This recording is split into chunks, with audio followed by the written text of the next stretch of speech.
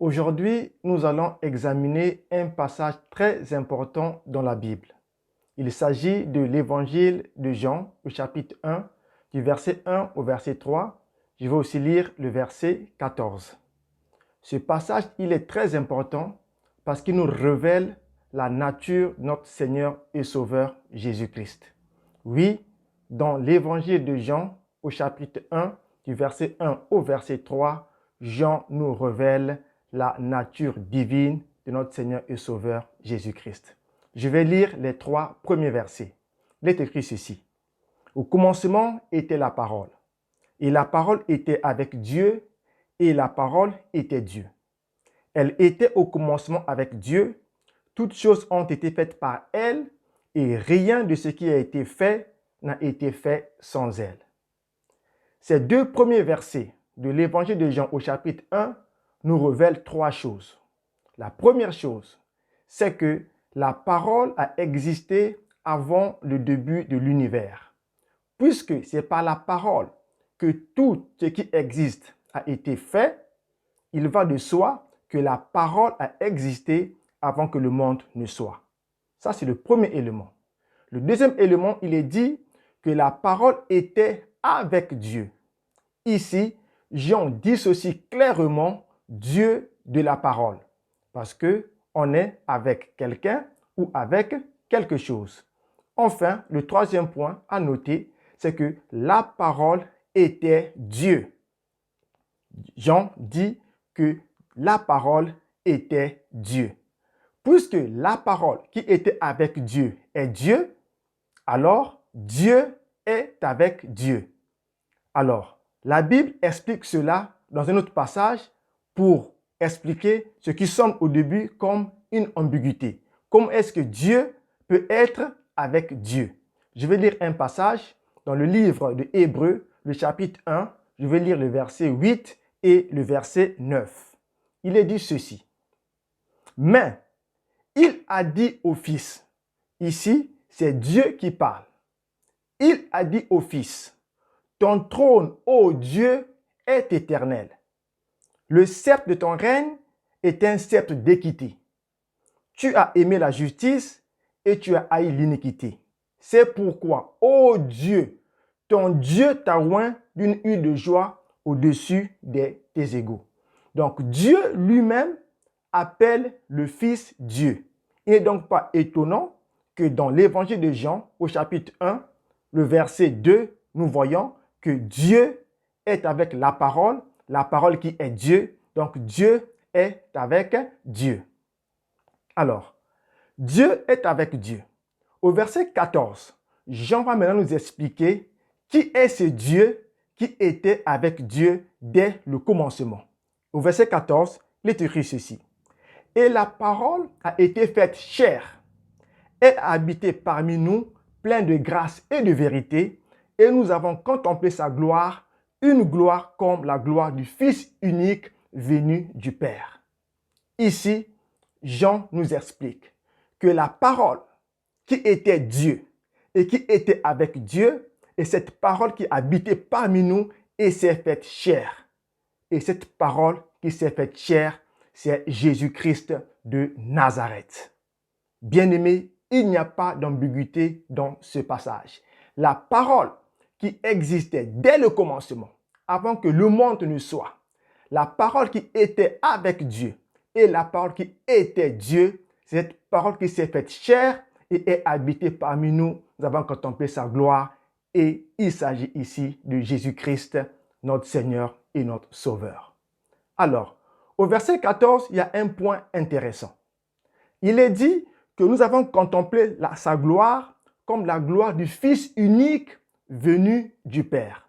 Certains ont pensé que Jésus n'est pas Dieu parce que si Jésus est Dieu, si Jésus avait la nature divine, Jean aurait dû écrire « Nous avons contemplé sa gloire comme la gloire du Dieu unique venu du Père ».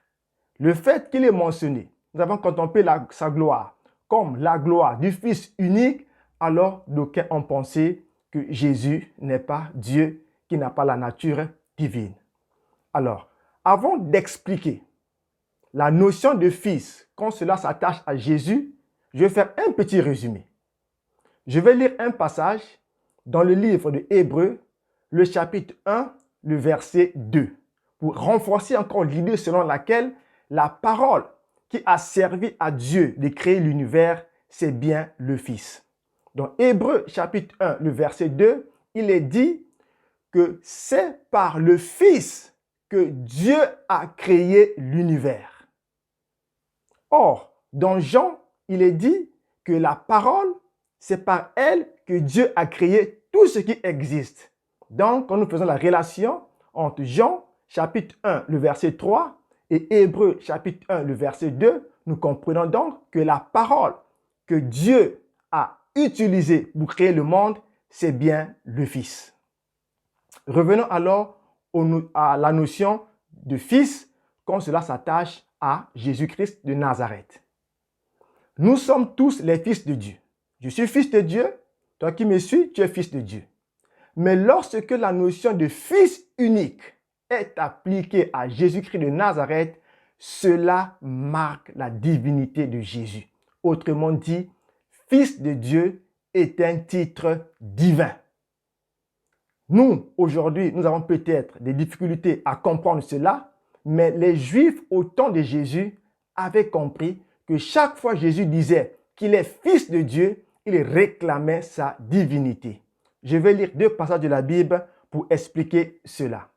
Je vais lire Jean, chapitre 5, du verset 17 au verset 18. Mais Jésus leur répondit, « Mon Père agit jusqu'à présent. Moi aussi, j'agis. » À cause de cela, les Juifs cherchaient encore plus à le faire mourir. Non seulement parce qu'il violait le sabbat, mais parce qu'il appelait Dieu son propre Père, se faisant lui-même égal à Dieu. Chaque fois Jésus disait qu'il est fils de Dieu, lorsqu'il appelait Dieu son Père, les Juifs avaient compris qu'il se faisait lui-même égal à Dieu. Autrement dit, il réclamait sa nature divine. Je vais prendre un deuxième passage dans le livre de Jean, toujours le chapitre 10, du verset 30 au verset 35. Moi et le Père, nous sommes un. Alors, les Juifs prirent de nouveau des pierres pour le lapider. Jésus leur dit, je vous ai fait voir plusieurs bonnes œuvres venant de mon Père. Pour laquelle me lapidez-vous? Les Juifs lui répondirent, ce n'est point pour une bonne œuvre que nous te lapidons, mais pour un blasphème. Et parce que toi qui es un homme, tu te fais Dieu. Jésus leur répondit, n'est-il pas écrit dans votre loi? J'ai dit, vous êtes des dieux. Si elle a appelé Dieu ceux à qui la parole de Dieu a été adressée, et si l'écriture ne peut être anéantie, celui que le Père a sanctifié et envoyé dans le monde, vous lui dites, tu blasphèmes, et cela parce que j'ai dit, je suis le Fils de Dieu.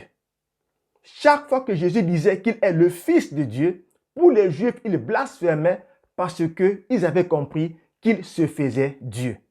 Donc, nous sommes tous les fils de Dieu, mais lorsque la notion de fils de Dieu, le Fils de Dieu, est appliquée à Jésus, cela parle de sa nature divine. Nous avons contemplé sa gloire.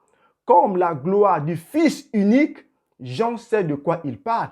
Il parle de ce Fils unique qui a la même nature que le Père, qui est donc la nature divine. Mais pour aller plus loin dans la notion de Fils, pour montrer que le Fils de Dieu appliqué à Jésus a une autre portée, nous allons voir les attributs qui s'attachent à Jésus en tant que Fils de Dieu. Et ces attributs, ce n'est pas n'importe quel fils qui a ces attributs, mais seul Jésus-Christ de Nazareth. Vous pouvez lire dans Jean chapitre 5, du verset 21 au verset 24. Nous allons voir les attributs qui s'attachent à Jésus en tant que Fils de Dieu qui montrent sa divinité. Il est écrit ceci. Jean chapitre 5 du verset 21 au verset 24. Car comme le Père ressuscite les morts et donne la vie, ainsi le Fils donne la vie à qui il veut. Jésus, en tant que le Fils unique, a reçu du Père le pouvoir de donner la vie à qui il veut. Le Père ne juge personne, mais il a remis tout jugement au Fils. Le Fils a aussi un autre attribut, c'est de juger. Cela aussi montre la nature divine de Jésus-Christ. En vérité, je vous le dis, celui qui écoute ma parole et qui croit en celui qui m'a envoyé a la vie éternelle et ne vient pas en jugement, mais il est passé de la mort à la vie. En vérité, je vous le dis, l'heure vient et elle est déjà venue où les morts entendront la voix du Fils de Dieu et ceux qui l'auront entendu vivront.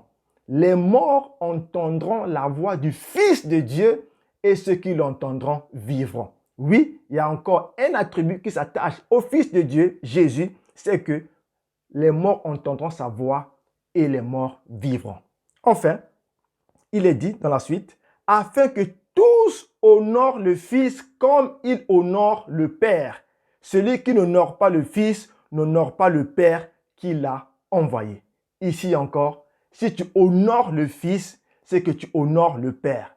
Si tu n'honores pas le Fils, donc tu n'honores pas le Père. Voici encore un dernier attribut qui montre que le titre de Fils de Dieu appliqué à Jésus est un titre divin. Bien-aimés, voici ce que je voudrais apporter comme éclaircissement dans ce passage clé de la Bible, parce que ce passage montre clairement la divinité de notre Seigneur et Sauveur Jésus-Christ de Nazareth. Que Dieu vous bénisse et merci d'avoir suivi cette vidéo. À la prochaine.